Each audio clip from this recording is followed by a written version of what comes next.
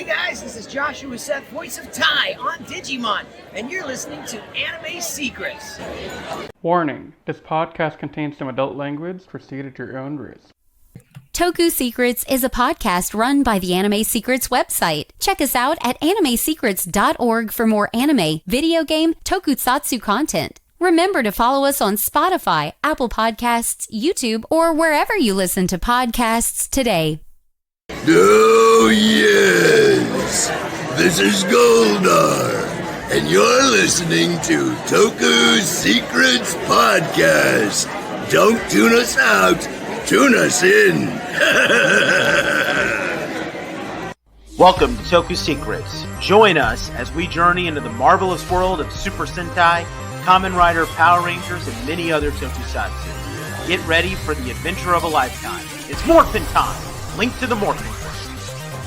I'm Nathan Desai, the dazzling adventurer, Smokin' Silver. I'm Patrick Allen, I'm Shinken Red. And I'm Rizwan Merchant, Gokai Red. And I'm Anthony Davis, also known as Kyrie Green. And we're Toku Secrets.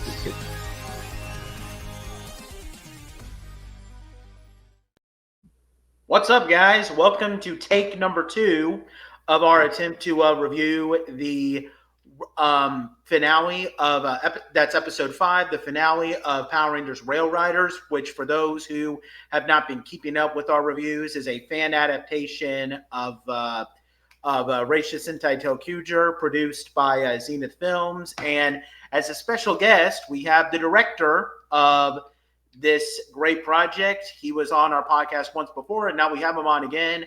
Let's give a big welcome to Justin Weber, ladies and gentlemen. Yo, Justin. Welcome, man. Oh, we can't hear you. No. Can you hear me? Yeah, now we can. Yeah.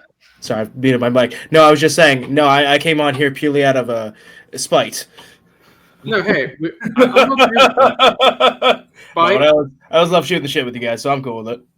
Hey, you are always welcome on the podcast to hang out, shoot the crap, do whatever you want. Yeah. You're family, dude. We love you. Oh, wonderful. Well, how are you guys doing? Dude, Yeah, we're doing pretty good. I'm Good? doing good, man. I just watched a freaking amazing finale to a fan adaptation of Power Rangers that honestly blew some of the real seasons out of the water. Oh, thank you for lying to my face. I appreciate it. Hey, I'm not lying to anyone. To their face anyway. Now behind their back is a whole different thing. Oh, yeah. Yeah. You should Nate see knows all what about he that. says when we're not recording. Dude, you have no idea. But yeah, I mean, first of all, for those who are just watching this right now, this is part of a live stream that we've been doing, and we've been definitely having a lot of fun. And for those who are watching, we actually literally reviewed the show. Well, we didn't review; we took a look at it live. So We had a live watch party. It was definitely a very fun time, and hopefully we'll get to do this a lot more often. Yeah. Just wondering when the copyright angels will come and strike us down. I'm going to be honest, I'm surprised they haven't.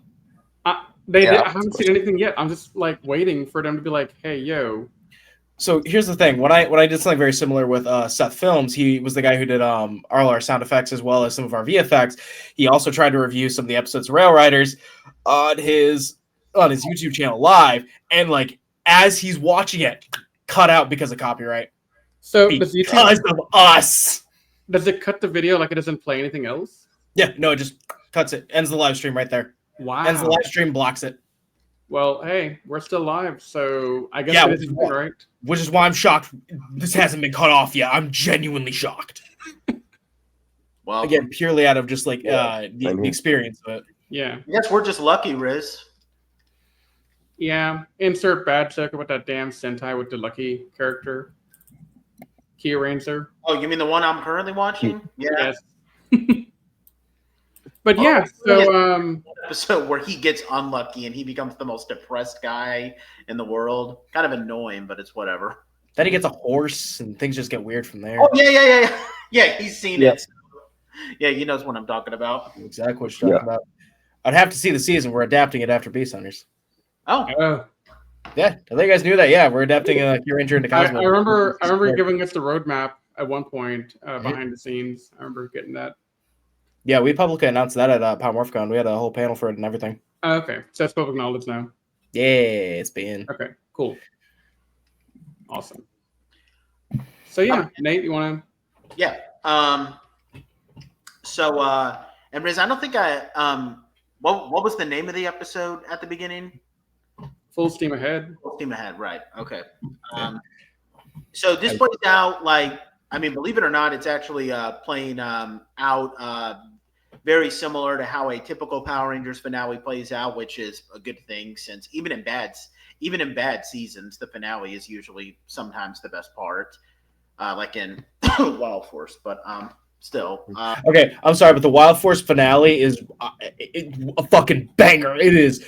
I'm not even a huge Wild Force fan. I think it's a pretty mid-season, but that finale, is one of the best. Yeah, it is. Honestly, the reason it's one of the best to me is whenever they brought in the last morph where they're all like in the rain, and that scene right there is just amazing. Yeah. That scene is what sells it. Like, they're in the rain, it's at night, it's pitch black, they're sitting there, they're fucking wailing on these motherfuckers, and they're just like, oh, it's just so hard. So Justin, in a future production, I expect to see you do a scene like that for your finale. I wanted to do it for this one. That's what inspired this. But like, shooting at night is like really, really hard. yeah. Lights. It's the only reason we didn't do that. That's why I kept like that. That's why I kept that one scene at night.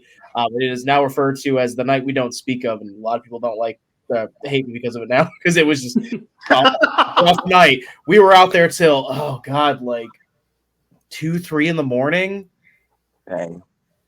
Yeah. Armand, the guy who played Marcus, just kept sitting there because he was like on this one particular rock, and he's just sitting there complaining for hours. Man, this freaking rock's stealing all my ass heat. I just can't do it anymore, man. Sounds like it was a total blast. Yeah. No, we still groan about that night. Not like you guys remember that night that like it sucked, but it was fun. No, and like I swear to God, if you ever even consider asking me to do that again, I will quit on the spot kind of night. Wow. Like, okay then. We start off on the rainbow line where Conductor has revealed himself to be. Well, he takes off his hat and reveals the bunny ear, so he reveals himself to be the quote Easter Bunny, an obvious reference to I can't remember what that character's name was on Tokuger, the bunny character, but the director of the Rainbow Line. That's what I remember the character at least being. But yeah, he's there. We get this big revelation. Rainbow Line President. That's literally his name. Oh, okay. Wasn't even given a name then. Rainbow Line President. And, the Tokugers are talking to, have this big revelation and, everything that was made about how they were able to get their powers. And then they get into a fight with Erebus. Erebus, for those who have not been keeping up with us, is Emperor Zed's counterpart, except she's a woman actually here now, which is pretty cool. And in the midst of this big struggle, Conductor gets killed, and that causes it results in one of those typical scenes that you get in a finale where the Rangers have been beaten down to their lowest point ever, and they don't know whether or not they can go on, especially since Conductor is supposedly the source of their powers, even though he told them that the power is actually inside of them. And then we get the big scene, which is literally the scene that Justin just told us about, the scene that was filmed at night that resulted in as Justin just told us, a very fun night that was a total blast to film, apparently. Hey, that sounds like a barrel of fun to me. Yeah. But long story short, go ahead, Anthony. Also mentioned that Conductor tried to morph in this. Yeah, so the Conductor tried to morph and then didn't. No. Which actually it in the Tokuger movie that is canon. Because he has a morph really? he does. Yeah. But guess what color he was? Just guess. Purple. It's very purple. Yeah. Yeah. Now I've never seen the movie, but I know that he's purple when he does finally morph at the end. Yep. I think I stopped watching after the finale took you, so I didn't watch the movies. But you know what the interesting thing was? I thought that Zed had came back and he became purple. Yeah, that Same. would have worked a whole lot better. Same, but I mean, truth be told, I haven't been watching that many Sentai movies until we started watching them. Like, Go Under is probably the first one that I watched in preparation for the podcast that we did. So, I don't know. I Yeah. might start watching these things a bit more often. Yeah. makes life more interesting for us, right? Yeah. And here's my question, Nate. Do you want me to explain what the inspiration was behind that scene first, or do you want to finish your preamble first? Go ahead and explain go the for it. inspiration, bro. Okay, so I made that scene because people were really pissing me off. People kept messaging me and emailing me for months and months and months and months and months and months and months and months. Where's Purple? Is Purple going to be in this? Are you going to use Purple? Where's Purple? Purple going to be in this? Where's Purple? Yada, yada, yada, yada. And this was even before we had even started filming.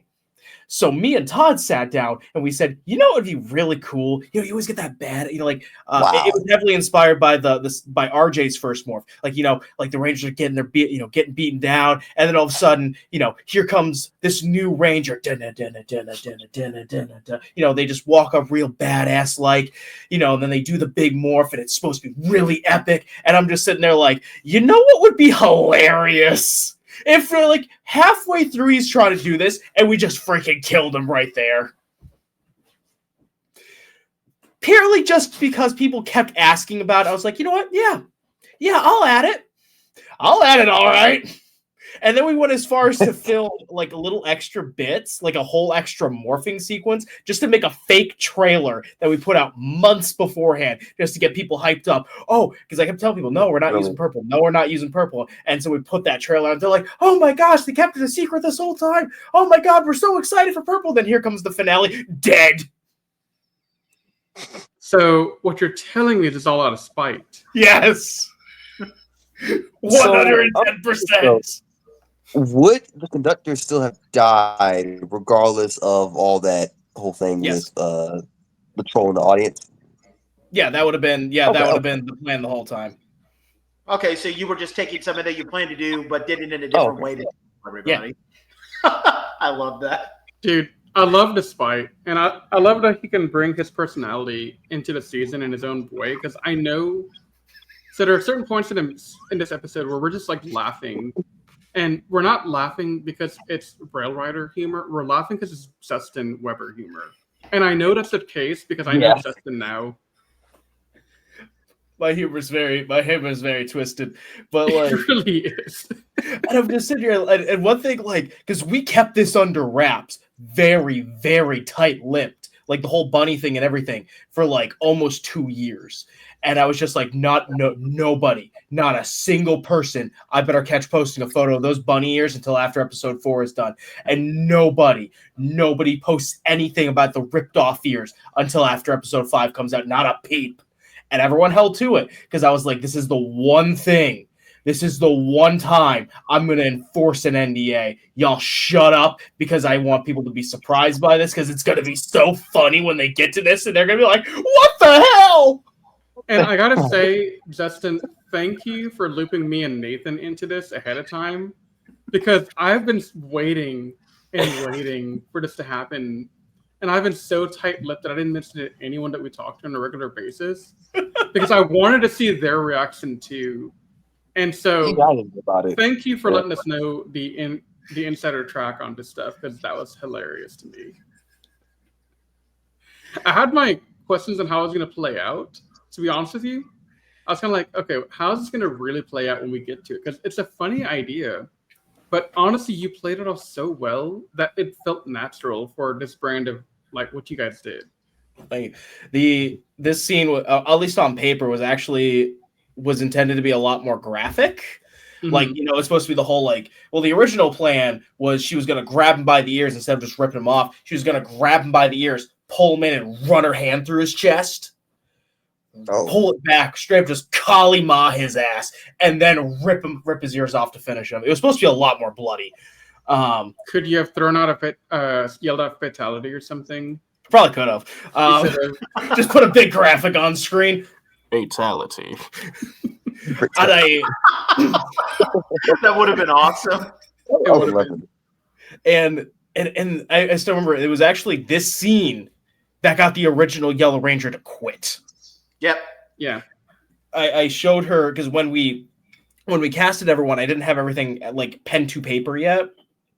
Like the whole concept, all the episodes have been planned out. Minus episode 3 because I was throwing in last minute. But everything was planned out, and I was still writing as I was going, as everyone was training. And I finally write episode 5 out, and I show it to everybody, and she's messaging me like,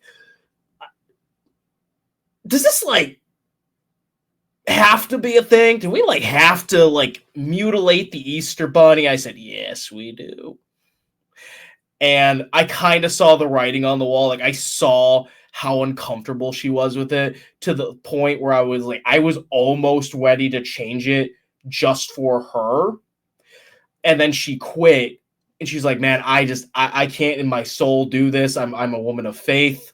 I can't in good consciousness show this to my family or to my children, knowing that they're going to watch the Easter Bunny get mutilated. I'm sorry, I just can't do it. I'm out." And I said, "I completely understand. She's a wonderful woman." Her name was Heather, a wonderful woman, and I completely understand why she had to dip.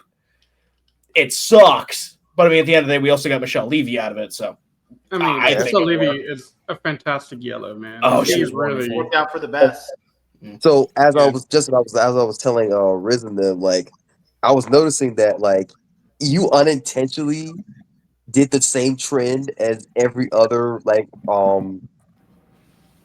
Ranger cast, where they'll always have the original Yellow quitting for whatever reason. It's so weird. It's dude, it's always Yellow. It's just so weird. It's every not every Yellow Ranger has. Well, Audrey Dubois, Lost Galaxy Yellow, Ninja Steel Yellow. Fun fact: the original Ninja Steel Yellow is coming here to Michigan in a couple months. I'm going to go meet him. What was his name? Chance Simpson. I saw him in a con, and I'm like, I got to go meet this guy. And I want to know why he was kicked off Ninja Steel. Yeah, dude, if you go, bring a camera and record his answer for us to post. I want to. Yeah, keep us in the loop for that. That'd be interesting. Yeah, I'd love to be able to talk about that. Yeah, I think it's in God, when is that con? I think it's OzutsuCon. A couple of my buddies who I know are going. I have a couple friends in the anime industry. Do you guys watch One Piece? Yes, Anthony does. I do. Do you know? My wife and I have started watching it a little bit. It's really good. Here's a question, Anthony: are you in Wano yet? Yes. Or have you met Speed, the Centaur? Yes. Yeah, that the English voice actor Naya Moreno is a friend of mine. She was originally going to be in Gem Paladins. What's her name? Really? Naya Moreno. Oh, I'm not familiar with her, but yeah, she's an up and comer. But the whole she couldn't be a part of Gem Paladins because she got hired with Crunchyroll, and she moved down to Texas to go work for Crunchyroll. And now she works as a voice actor full time. Cool. She's in my neck of the woods. Awesome. What you're talking about, yeah. Yeah, but what's also funny, because you mentioned Yellow, is when we did Paladins, I don't know if you've seen Paladins yet, but the original Yellow and Green were also recasts. So back to Yellow. Those two there was a scheduling conflict, so we ended up getting Barbara Transjuarez, who went on to also play Tomas in Rail Riders, and Autumn Blackthorn, who went on to play Erebus in Rail Riders. Wow. Yeah, me and Nathan watched Gem Paladins. We reviewed it on here. Yeah, we took a look at Gem Paladins. 2-3 months ago, I think. Yeah, you saw where we started. Yeah. Well, we had to go backtrack because 1, we needed some content to fill the week, and 2, we had never actually seen the origin of your production, so we wanted to go check it out. Yeah, I did enjoy it. It took me a second though, because I had to at first I thought it was a series, like what you did with Rail Riders instead of a movie, and I messaged Ritz, it's like, wait, they're already Rangers and the Silver Ranger's already a thing? What is this? And then Riz said, oh, it's just a fan movie that's that's a little bit longer. I'm like, oh, okay, now that makes sense. And then the plan was we wanted to use it as kind of like a springboard. We basically wanted to take Gem Paladins and use it like a testing ground. We wanted to see how this was going to work. So we basically just said, okay, we're just going to make one episode. It's going to slap like right into the middle of a season. Like the way I usually explain it is if this was a 440 episode season, we're jumping in at like episode 16, 17, 18, somewhere in that area. And we're just going for it. You know, all the history is already there. All the, you know, adventures that come later, those are already going to happen. But we're just focusing on this one episode. Because, you know, like back in the day, if you know, flicking through the channels, you're just going to catch one episode. If I can catch your attention with that one episode, screw an origin story. You're going to worry about the rest later. But yeah, that was kind of our springboard and our breeding ground. And we said, okay, if this does well, we will greenlight the next one. And then it did so well, we greenlighted the next two. And then, of course, Rail Riders did so damn well that we were just like, all right, our whole roadmap is now greenlit unless Toei steps in. And hey, they haven't stepped in yet, have they? They have not. Yet, being the keyword. Well, you got what? 3? No, you got 4 seasons left of this, don't you? 5 total? Mm-hmm. Oh, right. No, I remember now why. Okay. Carry on. But yeah, did you want me to continue with the recap, guys? Yeah, go for it. Okay, cool. Yeah, so they all so we also get some stuff with the villains where we adapt. Now, I remember her name on here, Countess Braun, although she's apparently voiced by was the person male, Justin? That was Todd. Okay.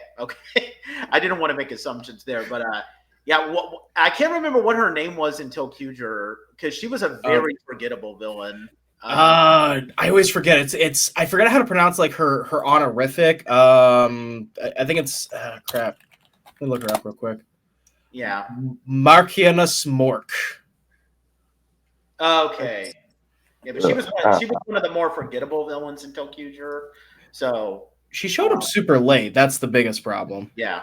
Well, we also saw it like 10 years ago, so it doesn't help us either. I mean, to the point where Rail Riders. I mean, okay, they did a good job with adapting her, but if they just straight up didn't adapt her, it wouldn't have been a big deal. That, in all honesty, we almost didn't. The entire reason we did is because she was in the final fight. So we're like, okay, we got to get Madame Noir out of here, and we got to get this chick in here. How do we do this? Okay, you're gonna get hired by Hasbro, and you're taking her place.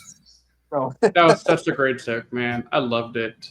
Right, exactly. So, yeah, Justin just explained something. So this Countess Braun, who's Madame Noir's mother, she comes in to take her place with Madame Noir getting hired by Hasbro to deal with some people in Pine Ridge. Total inside fourth wall joke that had us laughing for quite a while when we were watching the thing live. Again, we highly recommend that you just go and watch that thing. Yeah, it was pretty funny. And yeah, then we transition, after we get our big thing where like the Rangers are down on their luck, they're down at their lowest point, but then we get the big speech, everybody, rallies behind them, transition to the final battle where they fight the Crows, unmorphed, and then they morph and they defeat all of the remaining villains. So they defeat Countess Braun and Baron Nero's counterpart. What, did he have a different name here, Justin? I apologize. Baronstein. Baronstein. Okay. And then we transition to the big final battle with where they used the Sentai footage with battle with Emperor Zed, which of course is Erebus in this case, where it plays out pretty similar to how they do the final battle in Tokuger, where Marcus in this case does like a huge blitzkrieg of just transforming into all the different colors until he gets like this rainbow form. I think it was. Did they give it a name in Tokuger? I think it was Tokyo Rainbow, or yeah, I think it was just Tokyo Rainbow. I think so.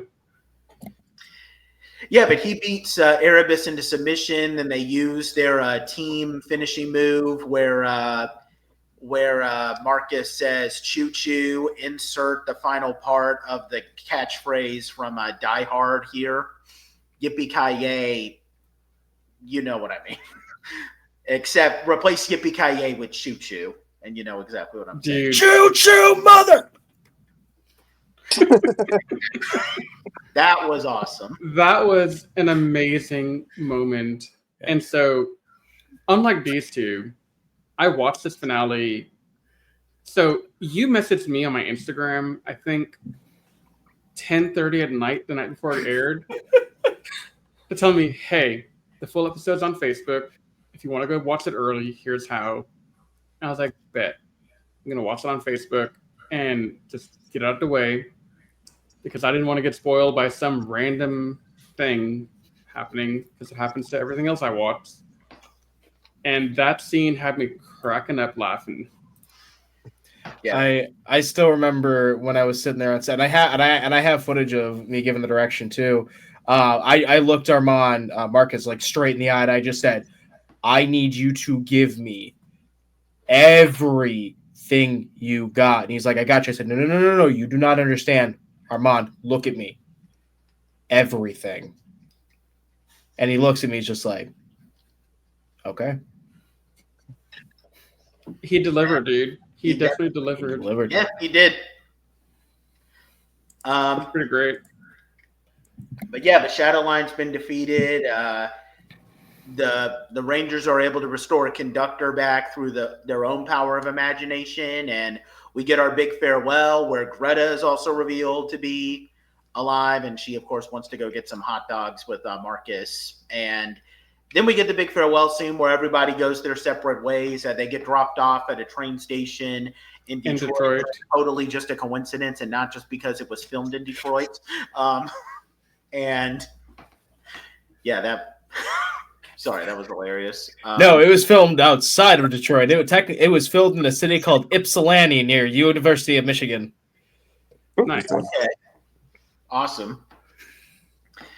But yeah, everybody starts to go their separate ways. The Tokugers go on to all do their different things. Rail Riders. What was that? Rail Riders. Rail Rider Rangers. I'm so used to talking about the Sentai Rangers when we do these podcasts. Sorry about that. You're good. And in the case, Greta joins Conductor on the Rainbow Line, with Tomas also, of course, going with them, and we get pretty much exactly kind of like what happens in the Tokuger final scene, except the Rangers in this case don't turn into kids like the Tokugers were, where they say goodbye to the Rainbow Line as it takes off, and everyone who's aboard says goodbye, and the theme song plays as we see a nice big the end at the end of the thing, which was pretty cool, honestly. And then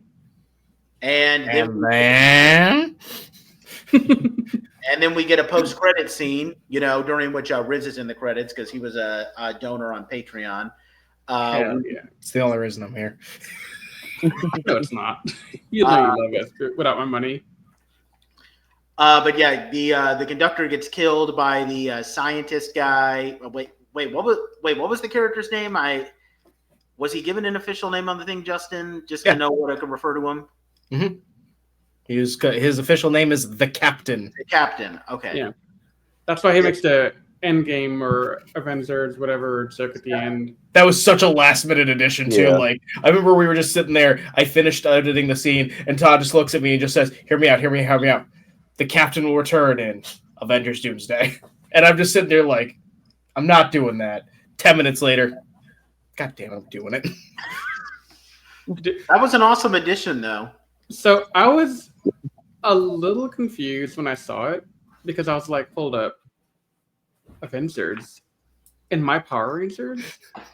Explain yourself, Justin. It was just a stupid joke. I figured that it was a stupid joke after like a minute of processing, but I was like, what are we doing here?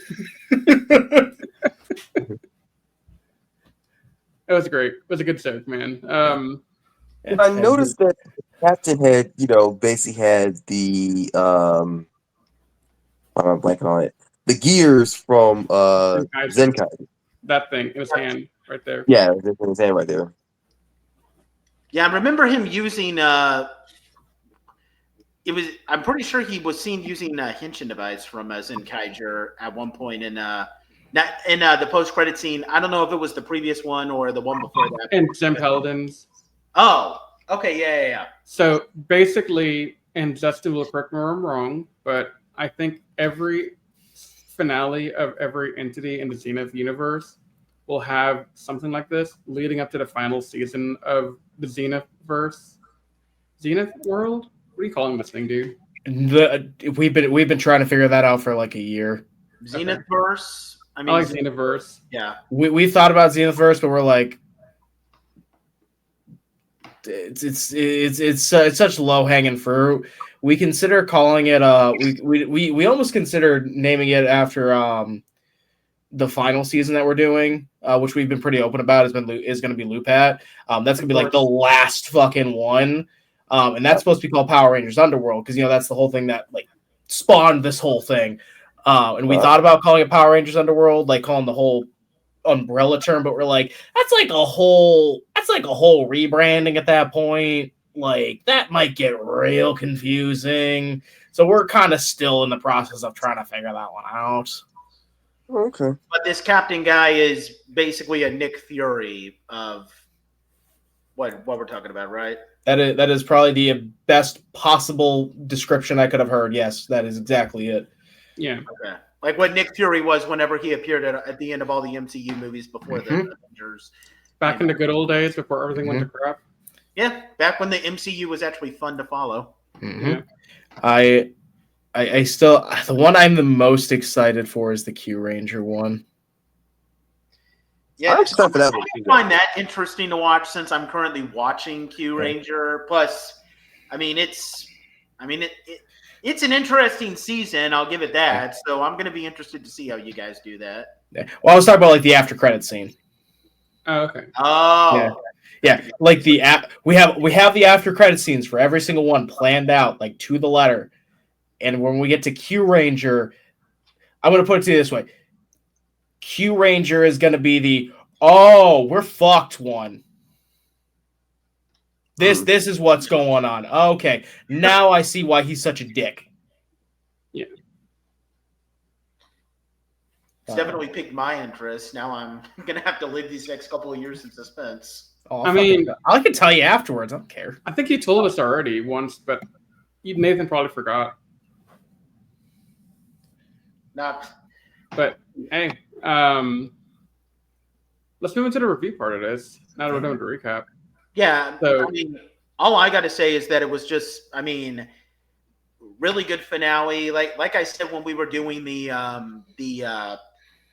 when we were watching it live, some of the parts where they did, like Riz, you were talking about the morph transition where they do the final morph and they morph in what appears to be like not a rock quarry looking thing, but like a place where like, the ground is like, rock and gravel with a warehouse in the background. And then it's able to seamlessly transition to where the final battle with Tokuger was in the Sentai footage. That was obviously great. And the way that they were able to transition from Tokyo Red in the Sentai footage, holding up the bazooka up to Zed to then immediately transition to the unmorphed Rail Rider Rangers, ganging up on him before they do the choo-choo mother trucker. Mother effer. Yeah, that thing. That was an even better transition with how, like, trying to mix up two different footages to make it look like characters in two different footages were interacting together. That was better than how Saban did the whole Thunder Megazord in the Jew 2 footage in early season. Yeah. For those who don't know, every season 2 episode up until after Green No More, because they were using Sentai footage that was Jew Ranger footage, they couldn't use Daireno, so they had to mix footage of monsters that are actually fighting Daijujin with footage of Daireno, and it looks really bad, but not in Zenith Films' case. Really good. Yeah. So, and I know that we keep talking about how the filming goes, but that's probably one of the bigger takeaways here, how a lot of the filming that Zenith does looks better than what Saban and Disney and Hasbro too, a little bit, looks a lot better than what these professional Power Ranger creators are giving us. Yeah. But I mean, it just comes down to what I've been saying for, I don't know, about a year now, I guess. Uh-huh. So I don't know if Justin's familiar with the Power Ranger audio drama podcast. but that's a group of people that do a retelling of Mighty Morphin, and now they're working on Zeo. Yep. But they make it more nitty gritty, dark. It's the same characters like Jason, Kim, Billy, whatever. So it's And the they comics, but in audio format. Correct. But the storyline that they pick up and they use is phenomenal compared to the stuff in the TV show. And they pull elements from Sentai, Rangers, comics, 95 movie, 2017 movie. They pull in elements from all of the above, plus they add in their own crap. And the writing is really phenomenal. And so I've been advocating for a year. If Hasbro can't get their stuff together, then let's bring in Carl Dutton and the audio drama team to write some of the scripts, bring in Zenith to write some of their script parts and to do some of the edits, bring in Unworthy as well, because dear God, they're also fantastic.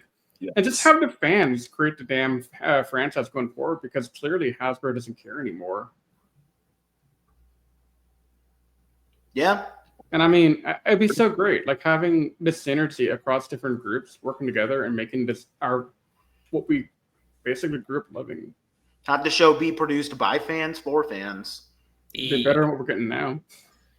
Yeah, I would love to do something with Unworthy, because like I know Jordan, like the guy who runs it personally, really cool guy, and I'm like I talk to him every once in a while, especially like when we do like cons and whatnot. Like I just saw him at Go Ranger Station back in September. Yeah. I got to hear a little bit about what they got going on up there, and I'm just like, yeah. But to go back, wait, did you want to say something else, Justin? I'm sorry if I interrupted you. No, you're good. That was it. Okay. But yeah, I mean, and aside from that, it just plays out like a really awesome finale. One that, honestly, I would probably call this better than a couple of Power Ranger finale episodes. I would definitely say this is better than it's definitely better than the Overdrive finale. They didn't have a finale. They had an episode. I still have to see this season. I'm going to be starting it soon, but based on what I remember, I would call it better than the Zeo finale, where the show just kind of ends. They don't have a finale. No, the greatest finale in all of Power Rangers, I know we can universally agree, is Super Mega Force. Agreed. 100%. Agreed. 100%. Best one ever. We recorded a podcast last week that we're going to publish probably in a week or two from now.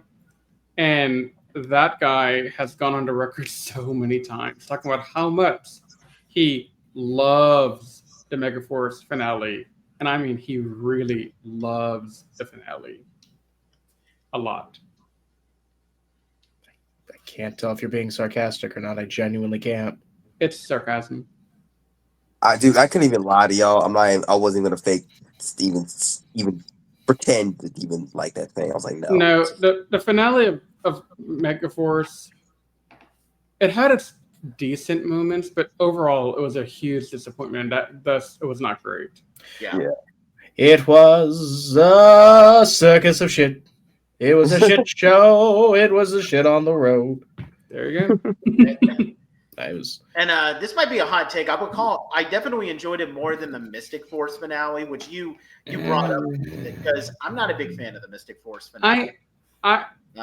It had way too many plot elements in it. Like it felt like the Mystic Force finale felt like it was like you took 6 episodes and compressed it down into just 2 episodes. Are you referring to Rail Riders or are you referring to Megaforce?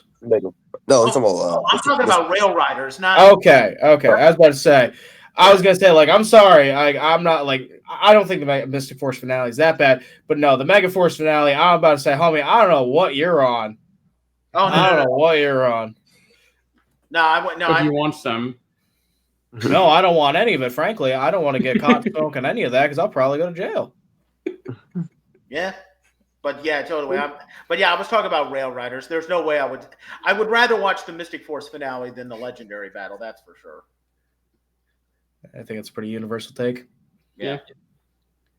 Which is why, I mean, I think I hinted at this when we had Justin and and the Todd. other Zenith guys, Todd, yeah, the Zenith production people on, how I've been writing my own version of Mystic Force. I don't know, Megaforce, sorry. And yeah, I mean, I totally intend to write my own version of the legendary battle and put that episode to shame. Have you seen Light of Moran yet? Yes, I have. Yeah, my buddy Tyler Lastinano made that. I know he's doing because he's doing for like one for each of the characters. So, like he did yellow, then he's working on pink. I don't know what order he's going in. I think blue is supposed to be next. I think red's supposed to be last. I could be wrong about that.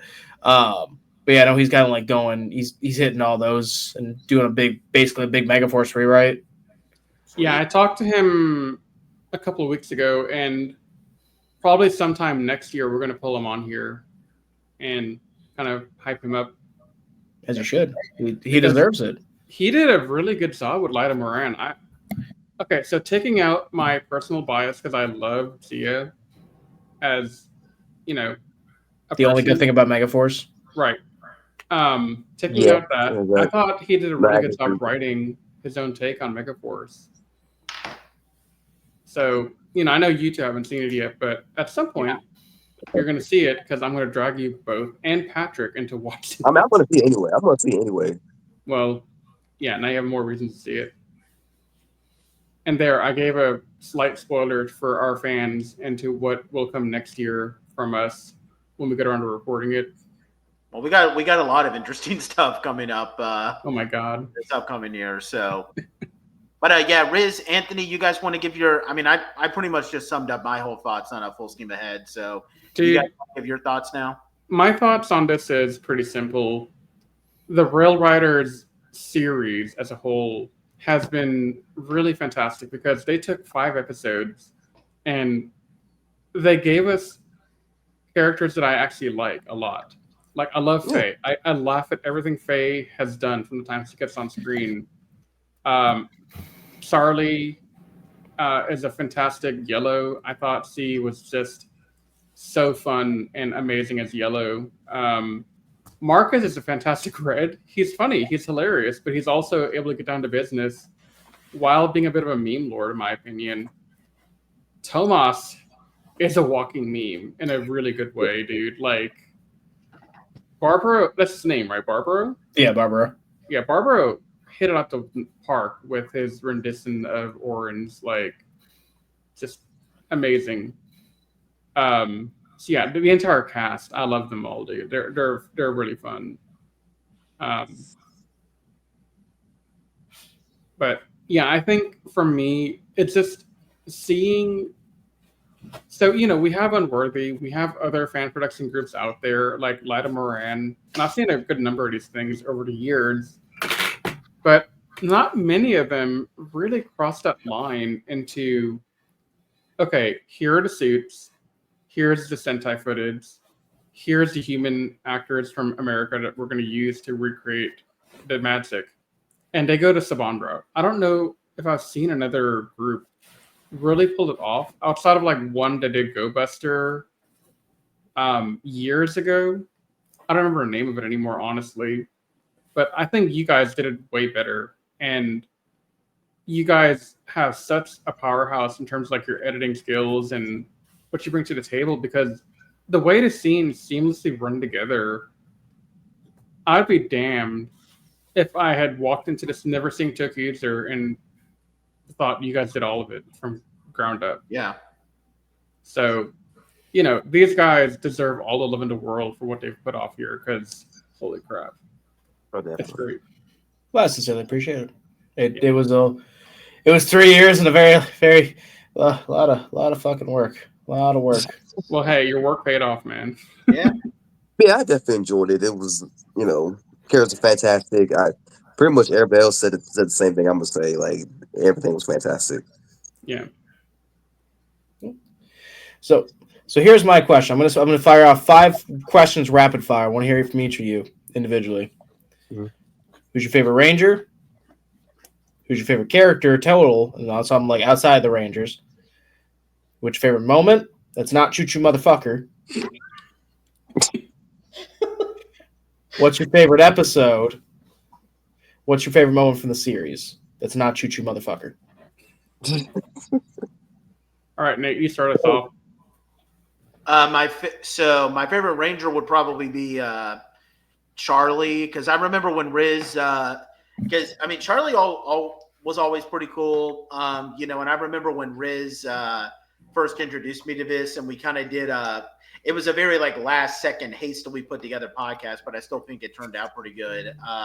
Where I just remember watching it, and Charlie was just great. So yeah, and like Riz was saying when we were on live, if Rail Riders was considered part of the actual Power Rangers franchise, he would consider putting Faye and Charlie in top 5 yellows and pinks. Oh. I said I don't know about Faye with pinks, but I would definitely put Charlie in the top 5 yellows. Hell yeah! I mean that's a strong contest because like you got characters like Summer, Taylor, and Ashley, and Calvin. Mm-hmm. No, wait, no. Calvin. Justin's pulling our leg. No. I just finished watching Ninja Steel like a couple of months ago, so that's still fresh in my mind, unfortunately. But yeah, the favorite character outside, and you don't want to count Rangers in that question, right? Well, you already answered Rangers, so. Okay. Yeah, but I would probably say Conductor for my favorite non-Ranger character, because he's just hilarious, and the way he constantly is saying imagination, and he's legitimately like a good mentor character for the characters while also being hilarious, which, believe it or not, is not something that we've seen handled well, I should probably say, because the closest thing we got to a mentor that's supposed to be like a comic relief character as well is and I apologize, Riz, please don't get PTSD from this, but the Elephant Master from Geki Ranger. So right. Master Fant or whatever it was called in Master Fant, but Master Fant wasn't meant to be a comedic character in Jungle Fury.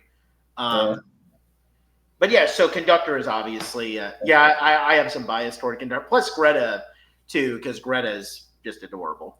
I still remember when I casted Dale the Conductor.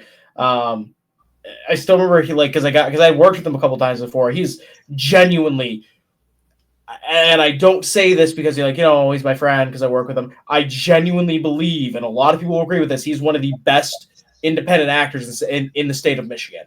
So the fact that we got to get him for this was absolutely amazing. And he reached out. He's like, "Hey man, like I'm a huge fan of Tokusatsu. I would love to try out for this." And I had him on the video call. Todd was sitting in the other room, and he yells out that imagination. I said, "Todd, he's in." Tired. Dude, I feel like he said it more often than not on his own, just to say imagination over and over again. Yeah. Because he seemed to have a lot of fun saying it. Now, what was question number 3, Justin, again? Favorite character, favorite Ranger. Favorite moment that was not Choo Choo Motherfucker. Favorite episode, and then favorite moment from episode 5, favorite episode from the series, and then favorite episode in total.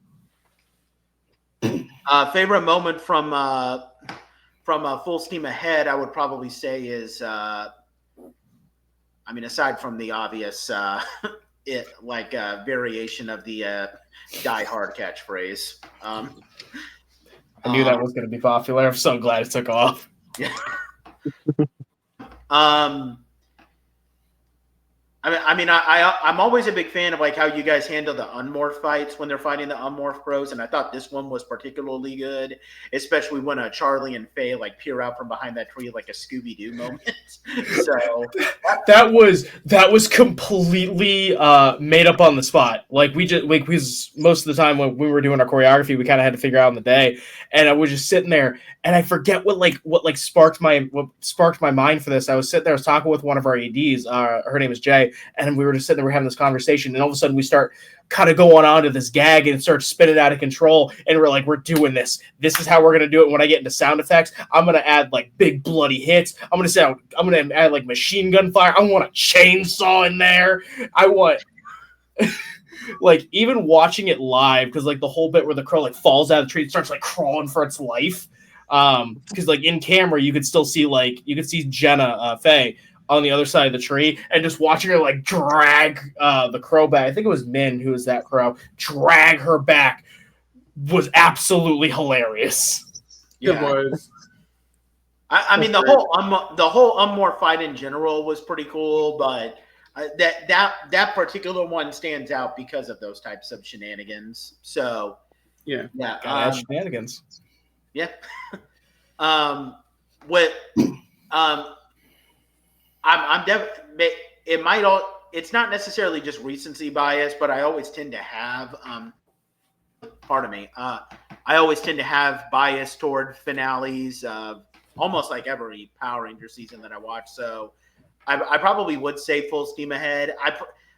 But if I had to guess, it was either, I think it was the third episode that mostly revolves around Marcus and Greta. That was also a very fun episode that I enjoyed. I can't remember the name. I think it was Roasted Red. I think it was Roasted Red based on the hot dog vendor name.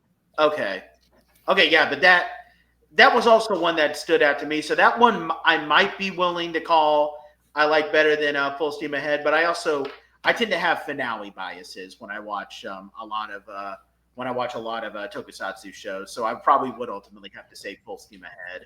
That's fair.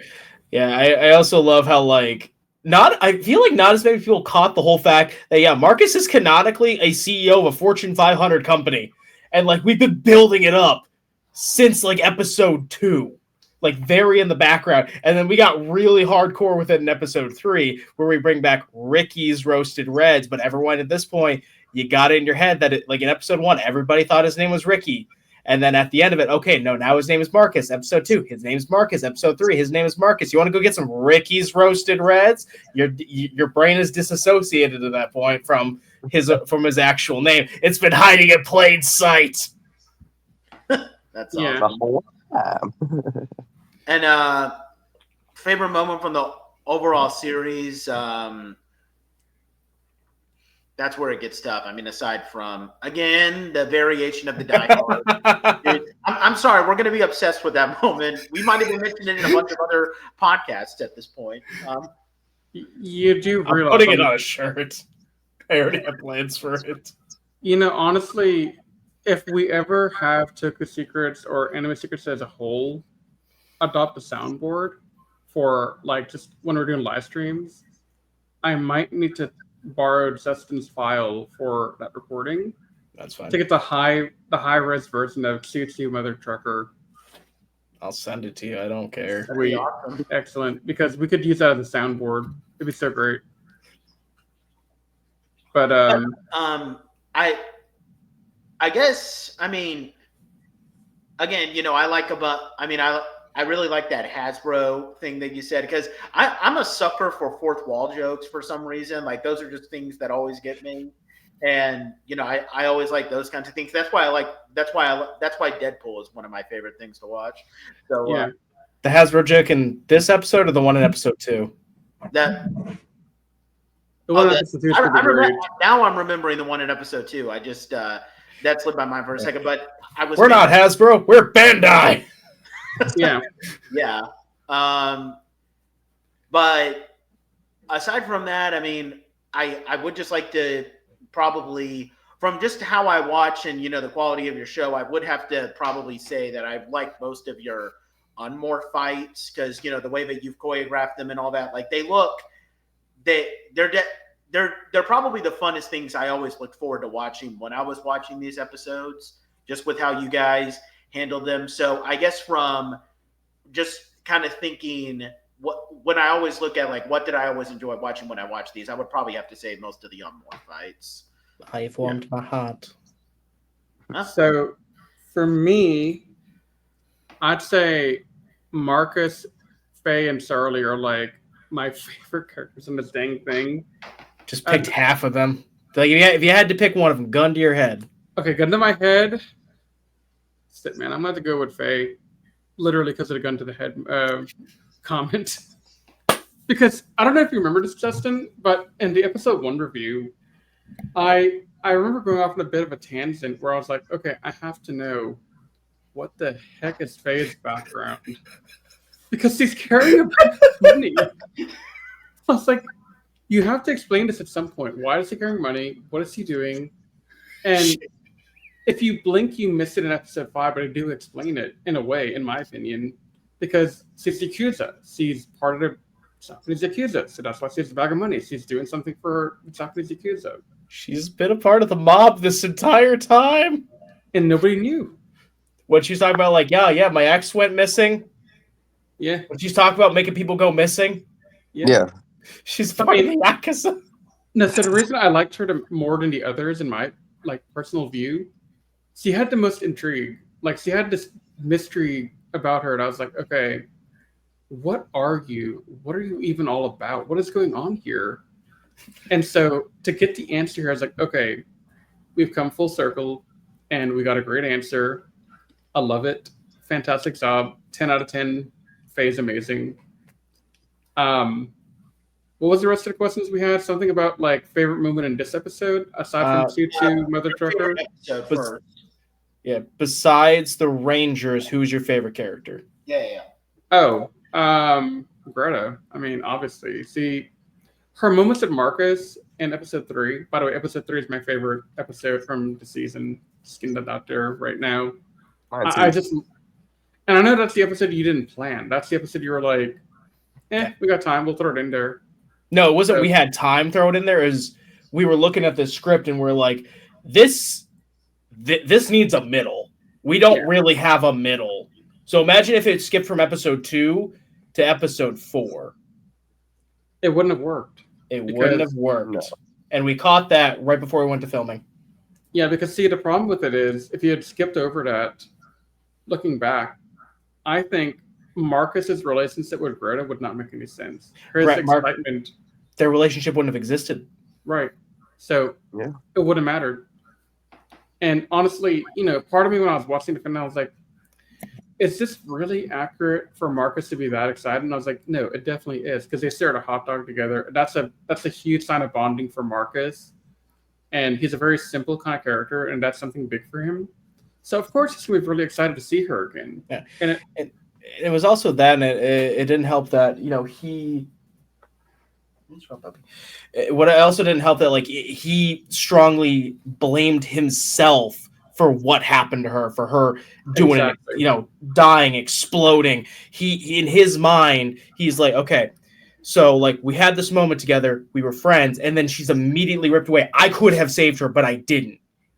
Okay, now I'm kind of holding this resentment towards myself, and then I watched her die. All this is because of me, and not only is my friend dead, now Satan is on Earth, and the rest of my other friends are in danger. Like, this is all because of me. And so, like, seeing her back and come to life is like in his mind is like, okay, everything is now right with the world. I have been redeemed. Like, all my misgivings, all my past misplays and all that, they're all made up for now because it all worked out. Yeah. So it wasn't just like, hey, my friend is back, but it's also like, oh my god, my trauma, it's finally gone. Yeah. So that's my favorite episode. Favorite scene from episode 5 has to be the damn tree beating up the Kuros with chainsaw noise, and me just going like, okay, that's typical Faye doing typical Faye things, because Faye is as crazy as all get out. So yeah, if I'm not going to use Choo Mother Trucker, that'd have to be one of my favorite moments after that. The other one that I would kind of call out is I just love the aesthetics of the special effects when you have the first morph where they go in a circle. There's something about the way you filmed that scene. Fantastic. That one shot, and I said this to everyone, like when we went to shoot that day, I said, guys, this one shot is going to take us more takes than any shot in the rest of this show. I'm telling you that right now. And I think it ended up taking us, I think it was about 20 takes. I mean, honestly, I could kind of tell it took a number of takes because, it's not obvious if you're not looking for it, but I do video editing on the side, and I can kind of see like, okay, definitely, it's a lot of freaking work you put into it. Yeah, no, it was because I had it on the gimbal, and the problem was like keeping focus the entire time and making sure I didn't go too fast. I had to keep it at just the right speed, make sure everything stayed sharp the entire way, and that was the trickiest part, was making sure everything stayed sharp. Because if it fell out of focus even for like one split second, it was going to be immediately noticeable. And because of how long that take was and how many characters there were, and I was on autofocus the entire time, it was really easy for that focus to grab like a tree behind someone and just go completely out of focus. Yeah. And it did it like 19 times. And then I think it did like, I think we got 5 usable takes out of 20. I believe it was it was a bitch. Oh my god, it was a pain in the ass, but it was so worth it. And I still love the line that Erebus gives right at the end. She pulls out a sword. Well, guess it's past your morphin time. That was awesome. Yeah. Let's see. What are the other questions you put out there? What's your favorite moment through the entire series? Yeah. Throughout the entire series. What? I think that's the only question you have left. Yeah. So, favorite moment throughout the entire series, all the fourth wall jokes you made, man. I can't just pick one. But if you had, give me one or two. So, episode 2 with the toy comment you made, like, man, where's that a toy or something when you're in a Megazord cockpit? I think that's in episode 2. Yeah. Yeah, that was one of my favorite. And then all the Hasbro tabs you guys made throughout. Just fantastic, especially given the state of Power Rangers today. Yeah, I was about to say that. So, yeah, that's my 2 cents on what I think. I think Anthony vanished to do something, so I don't know if he'll be back to give us his take, but... Yeah, I think he said he'd be back. I mean, I guess I'd say mine. Oh, go ahead. Yeah, same 5 questions. For me, favorite character is Tomas. I know people are like, wait, really? Yeah, I like Tomas. He's funny. Tomas is fantastic, dude. He's hilarious. Let's see. What's the second question? Who was your favorite non-Ranger? Like, out of the entire rest of the cast? It's either between General Schwartz or Greta. Well, actually, no. I like Greta more. But Schwartz is a close second. Yeah. What are the other ones? What was your favorite episode of the entire series? Episode 3. Besides episode 5. Damn, it's so weird. Like, everybody's saying episode 3, but like episode 3 is like, in terms of views, our lowest by a mile. That is insane. That's crazy to me. People just don't appreciate good art. They're stupid. The problem is that it's very dialogue focused. It's very story heavy. Like, that was kind of what it was meant to be, is a very story heavy. Like, hey, we got an exposition dump somewhere. Let's do it in the middle. Yeah, I think that's probably because like some people don't like story focused stuff. They just like all the action, and just like I like storytelling too. Like, look, my favorite game of all time, right currently, is Persona 5, and that's like mostly dialogue heavy. You're playing like most of the time you're like playing through the dungeons and all that stuff through most of the game, but most of the game you're just talking or going to school or talking with your friends and doing stuff. I like those type of games. Yeah. Yeah, I mean, even for this series, like, part of this is kind of inadvertent, but I noticed that like after we were already done filming, how I kind of accidentally did this, was not planned. But if you really look, like episode 1, you kind of get a little bit of everything. Get a little bit of the story, get a little bit of the action, get a little bit of the comedy, character development, all that. For episode 2, we go all in on the comedy. That episode 2 is meant to be like just straight gags, jokes, and laughs. Just nothing but yucks. Episode 3. Yeah, go ahead. 3. Oh, I was about to ask what number 3 was. Oh, episode number 3 was what was your favorite moment from the whole show? You know what's crazy? I know most people won't even like think about this, but the way Schwartz dies, I love made me go just.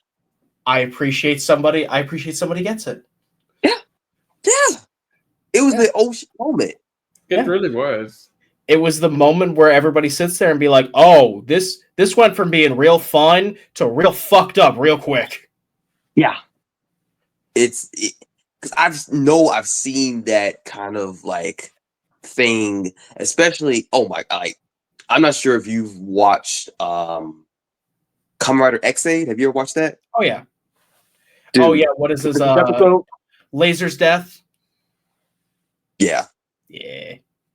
He's my favorite character, by the way. I love Laser. He's like my favorite character. Laser's so freaking cool, and his death, man, and how like kind of like it came at such a weird point. Like it didn't come early enough where you're like, yeah, they're like if it came just a little bit earlier, you would be like, oh, so that's what this show's gonna be about. It's gonna be about killing off characters. Yeah. If it came later, you'd be like, okay, it's just an endgame thing. No, it came at just an awkward enough time where you would have never seen it coming. No. And the whole episode was played for laughs, by the way. Yeah. So it's like, oh, by the way, spoilers for whoever has not seen X8 or who that character is. But when you watch it, you'll be like, oh, this is nice. And get to the episode, like last few minutes of the episode, you're like, oh, that just happened. Yeah. That's kind of what we want to do with this. Like I was saying, that with episode 2, we go in on the comedy. Episode 3, we go all in on like the story and the exposition. Episode 4, we went all in on that action. Episode 5, we brought it all back together like we did in episode 1, and we cranked it to 11. Justin, you get me. I like that. You see why he's an awesome dude, Anthony? I see it now. Yeah, I told you, man. This guy's awesome. It's just because my brain works in fucking weird ways. It really does. Hey, same here, man. Same here. Yeah, Anthony, want to go with the rest of the questions? What was this? Is it another favorite moment? Well, no, I think he had a moment. Oh, what was your favorite moment from episode 5? I think was the last one. Honestly, I liked that moment they were all sitting. I know, like that's the controversial thing with everybody, but them coming together in the dark and then trying to like figure out how to, win the day. That's one of my favorite scenes. Yeah, I love that scene. Yeah, it's a real hype moment. Yeah. So let me to also answer the question myself. My favorite character is Charlie. My favorite moment from episode 5 is actually the one where Erebus is like, hey, we're going up to the surface and we're fucking shit up. Purely because those are my 2 favorite jokes right there. Like Todd and I sit there and we laugh about them constantly, where she's just like, I'm going to steal the spark of imagination out of every single child. God damn, that's hot. That's my granddaughter. We laugh about it all the time. And then when Stein rolls up and he's just like, I'm tired of hiding it. Ah! Just goes straight up full on Nazi with it. We're like, this is what we need. This is going to be funnier than hell. And I know it's going to exist blocked on YouTube, but I don't give a fuck. So I have to know, before you continue, I have to know what possessed Todd to say yes, penetrate me. What was that? Because it was right there, and we're like, after the first scene, we kind of Todd was kind of we were kind of developing the character, because she only has a couple of scenes, and what we kind of figured out, she's just like this really horny old granny. And we're like, we saw him just throw the sword in there, and that was just the first words that flew out of his mouth. We're just like, yes, penetrate me, and we're just like, what the fuck? And that's how we do most of our jokes. Is we just watch the footage, and we just throw the first thing that comes out of our mouth, and if it makes this crack up, we use it. It gives off those Ghost Story vibes. I don't know if you ever seen that the Double Flip stories. Oh no, I love the Ghost Story stuff. I have never finished it, but it's peak. I've only seen I've never seen the show in entirety. I've only seen the clips of every funny moment in that show. Yeah. I want to go back and watch the sub and see what that show is actually supposed to be at some point. I think I've seen a little bit here and there of it, but not too much. Yeah. But yeah, our favorite moment. It's tired of hiding and seek Kyle. Just going full on oh god, we're gonna get blocked on YouTube for this, but it's gonna be funny. Kind of an underrated moment as well that I feel like doesn't get appreciated enough is what was that one line? It came a little bit. Where was it again? I want to say it was like in the it was in like the epilogue where it was San. Sorry, not San. It was Tomas and the conductor, and Charlie's sitting there. She's just like, "I'm gonna help you because this motherfucker, he doesn't believe in workers' rights." And he's like, "I treat all my workers like family, Tomas. If you need any help, if you need anything, just say so." Well, actually, shh. We'll talk in private after you've punched out.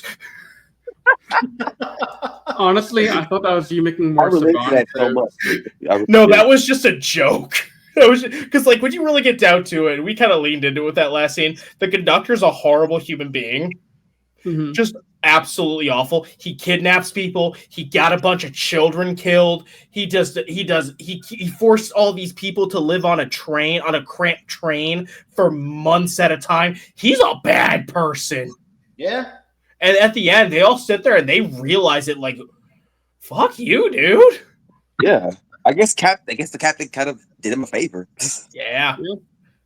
My favorite episode still stands as episode 2. Just because, again, like, with us, like, we're all about like the gags and the comedy. Like, that's our favorite thing. Episode 5 is definitely up there. Believe it or not, episode 4 is near the bottom. I think episode 4 is my least favorite. Wow. I love all the episodes, but it's one of those episodes where, like, enough stuff went wrong with it that, like, from like a behind the scenes thing, that I kind of look at that and I'm just like, there's things I see about you more than any other episode that just bother me, and I can't get past it. To me, episode 4 felt more like it was like a setting up episode for the finale. Yeah, right? It's finale part 1. Right. So, well, not even finale part 1, because I think finale really began at the beginning of episode 5, but it's the setup for the finale. And it's very common when you see a lot in like Super Sentai, where you have like a whole episode or two dedicated to just setting up the stakes for the grand finale and our end game arc stuff. Yeah. So I definitely get why that'd be like your least favorite from a story point of view as well. Yeah. My favorite character in general was definitely Countess Braun, again, purely because every line out of her mouth that Todd spat out was gold. It was. Give Todd an Emmy. Yeah. But I'm curious, Countess Braun, do you guys know what that is a reference to? No. Eva Braun, Hitler's wife. Oh! That's very clever. I would love That is. And with all the Nazi wow. jokes you threw at the end, I love it. That is you just see awesome. it come. I love how you guys just collectively just clicked. I shouldn't. I don't know if I should say that's awesome or not, but it's something. It's very on brand for Zenith. Yeah. What was it? Yeah, favorite episode, favorite character, favorite non-character, favorite moment. Favorite moment in episode 5. Yeah, it was I really still loved the fights in episode 5 as well. Specifically, my favorite moment was the last bit of Charlie and Faye's fight. Specifically, like where Faye's just like punching, and then she bends down, and Charlie does like that back roll and kicks him in the face. That surprisingly didn't take as long as I thought to shoot, but I think visually it was just a badass kick. No, that definitely worked out really well for y'all. Yeah. But yeah, what I do hate is, I think we cut like 4.5 scenes out altogether. There was a couple scenes that didn't get filmed, a couple that were corrupted. So like they were supposed to be as they were walking away after he's like, Charlie's like, let's go home. There's supposed to be one more scene where it was going to be San walking away and Marcus. And we shot this too, but the footage corrupted, so we didn't get to use it. So there's audio of it. And, San's walking away, and here comes Marcus. Hey, San, buddy. And he looks at him like, yeah. Like they're about to have this heart-to-heart moment. That speech sucked. And he just walks away. And then here comes Faye, and she's just like, I thought your speech was really nice. Aww. I swear to God, if you tell anyone that, I will kill you. And then she just walks away. That is so fake. That would have worked so good. And again, we filmed it. It ended up having to get cut for obvious reasons. The other scene that got cut, there was supposed to be another after credit scene. It was going to be it was supposed to be Gus, and he's sitting there, and here comes the conductor, and the conductor's just like, "So I heard you were excited about finally leaving the train," and Gus just looking like, "No, yeah, no, yeah, no, that's right. You're coming. There's gonna be more. We're doing a crossover." No. That's awesome. Oh, that'd be great. And that's where we're supposed to end off. What was the other one? There's supposed to be one more scene. This is the one that we didn't get to film. Oh, that last scene we didn't film either. We just cut it because it didn't make it. We just didn't feel like it. We did film the other half of Erebus during the whole choo choo motherfucker scene, like that whole like final encounter. We actually did shoot like Erebus live, but it didn't quite cut right, having it all live footage. And then I was like, I wonder what happened if I just like drop some. Oh, hold on, this is kind of working. So I ended up mixing it with the Sentai footage instead of doing live actions and just pure live action. And it honestly just looked a lot better. So I just dropped the rest of it and said, screw it. You did fantastic with that edit on that part. I was really surprised. So yeah, like he actually had the big the toy of the cannon. He physically had it in his hand when we shot that. Autumn Erebus was standing literally right in front of him when we shot it. Yeah.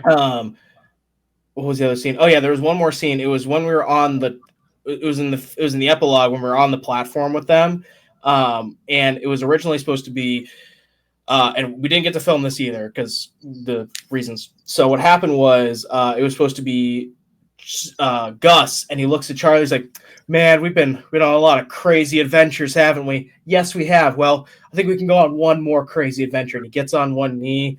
Pulls out a little box. He starts opening it. And then all of a sudden you just hear, "Mommy!" "What?" And here comes Charlie's freaking family. Her spouse and her children. She's been married with kids this entire time. He's just like, "You're married?" "Yeah." Wow. "Why didn't you tell any of us?" "Never came up." But we were supposed to get together. The comment said so." No, that wasn't the actual ship. The real ship was blue and pink, and you just see green. You see Gus and San. They're like, "What?" And then they turn around. You see Faye standing there with a whip. Whoosh! The safe word is "help me." San looks at Gus. "Help me." "I'm not into dudes." That's fantastic. Yeah, and that's actually also why, if you pay attention, like Charlie's wearing a rainbow fanny pack, because when I wrote that scene, she actually asked me like, "Hey, can we make Charlie gay? Can we give her a wife? Can we like make her bisexual or something?" I was like, "Sure."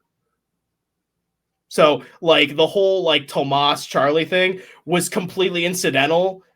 That was never supposed to be a thing, and it just kind of ended up being a thing because that's just how the performance ended up working. But yeah, Charlie has been canonically. Charlie is married with children.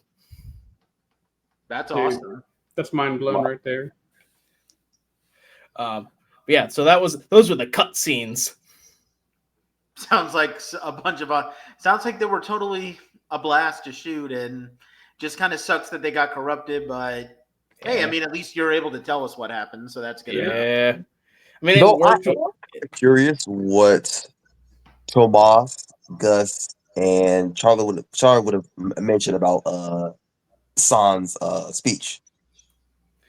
I think they would have just been like, "It was nice, it was fine, it was okay." The only one who was really into it would have been Faye. Oh yeah. Which I think would have been absolutely perfect, because who has Faye been bullying this entire season? Him. Mm-hmm. Like, it's one of those things, like, she legitimately hated him for the longest time, and then she's like, now he's kind of growing on me now that I'm almost done with him. I guess I'll tie him up and drag him back to Japan with me or something. I don't fucking know. Yeah. Yeah. Do we have anything else we want to add about Full Steam Ahead, guys? No, I said my piece. All I'll add on is we might have said Full Steam Ahead to Rail Riders, but now it's Full Steam Ahead to Beast Hunters. Yep. I'm definitely looking forward to it's Jew Odor, I'm assuming, right? Yeah. I mean, they've already released suits and actors and everything under Instagram. Okay. Yeah, I'm definitely looking forward to seeing that one because Zyuohger isn't fresh on my mind, but it is the most recent Sentai season that I finished watching. So, yeah, I'm definitely going to be curious how you adapt that because I really enjoyed Zyuohger when I watched it. So it's going to be cool to see. I like Zyuohger. It's pretty cool. I'm especially curious to see how they're going to adapt Misao, Juo, the world. Because I know a lot of people, I know the show wants me to be annoyed by him, and I know some people find him annoying. I can't bring myself to be annoyed by him, no matter how much the show is. Honestly, I legit liked him like my second view of watching the show. Yeah. Yeah, no, he's my favorite of the Zyuohgers. I will say this. Do not expect what you got with Rail Riders in any capacity. Don't expect anything you saw with Zyuohger. We're going. This is Rail Riders was very comedic. Beast Hunters is going to be just a straight fucking drama. Hey, Nate. Oh, okay. Fun. Want a spoiler? Go ahead. We're talking to the world right now. Oh, that's awesome. Great. Justin, I look forward to seeing that then, for sure. Yeah. I mean, my suit's downstairs. Oh. What? Yo, that is crazy. Oh, Yeah. you got the Zyuohger. You got a Zyuohger the world. Too? Yeah. Oh, cool. They're going to be able to do original footage then with that. Mhm. That is going to be awesome then. Yeah, no, all the suits are in. The only thing we have left to do, I think, is a couple of the buckles or for the belts. I think that's really it. Yeah. Okay. Yeah, I saw the photo on their Insta a while back. I was like, oh, look at that. He's going to be the 6 Rangers instead of red this time. Yeah, because I mean that was the plan since day one. Is we're bringing back everybody from Paladins to be a different Ranger in a different season. So like So Tomas was we sent Barbara over to Rail Riders. Me and Miranda from Paladins are going to Beast Hunters. 2 more people are going to Cosmos, and then 1 more person's going to the following season. Sweet. Sweet. Yeah. But yeah, those who still, for some reason, have not checked out the Zenith Film stuff, what are you doing with your lives? Go out and check out Rail Riders. And when Beast Hunters does eventually come out, you can bet that we will get on that. Riz, Anthony, and I, we will definitely be there to review it the minute it comes out. And we look forward to seeing that. And we have definitely enjoyed taking a look at Rail Riders. And we will see you guys next time when we resume our regular podcast content. But until then, bye for now. If you enjoyed listening to the Toku Secrets podcast, please check us out at animesecrets.org and follow us on all our social media pages such as Twitter, Facebook, and Instagram. And also feel free to check out our other podcasts, including Anime Declassified and the Jedi Squadron. You can also leave us any feedback you'd like to offer us directly on our website. If you're listening to this on Spotify or iTunes, we thank you so much, and please leave us a rating out of 5 stars. If you're watching this on YouTube, please subscribe to our channel if you're not already subscribed, and leave any comments down below, as we love to take the time to read comments left on our channel and give our fans, shout-outs. If you have any seasons of Super Sentai, Power Rangers, or other tokusatsu shows that you'd like for us to check out, please don't hesitate to say so in your feedback. With all that said, we thank you so much for taking the time to listen to our podcast, and we will see you next time as we continue our never-ending journey through the world of tokusatsu. But until that time, you all stay safe, we love you, and may the power protect you.